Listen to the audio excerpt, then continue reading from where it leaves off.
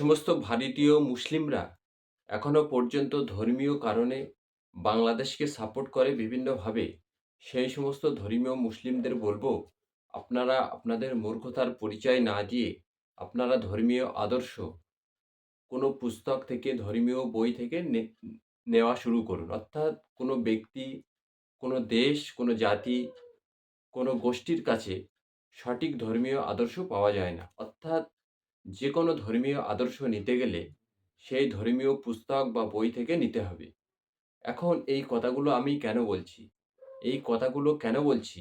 আমরা ভারতবাসী হিসাবে ভারতীয় পররাষ্ট্র নীতি অনুযায়ী আমরা বাংলাদেশকে কোনোভাবেই সাপোর্ট করতে পারি না। এখন ধর্মীয় কারণে যে সমস্ত মানুষেরা বাংলাদেশকে সাপোর্ট করেন, সেই সমস্ত ধর্মীয় বা ধর্মপ্রাণ মানুষদেরকে বলবো, আপনারা এই ভিডিওটি দেখুন।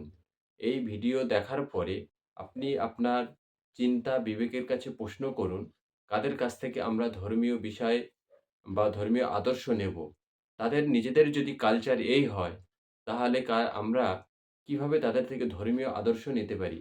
চলুন আপনাদের ভিডিওটি দেখাই। ভিডিও দেখার পরে আপনারা আপনার বিবেকের কাছে প্রশ্ন রাখুন।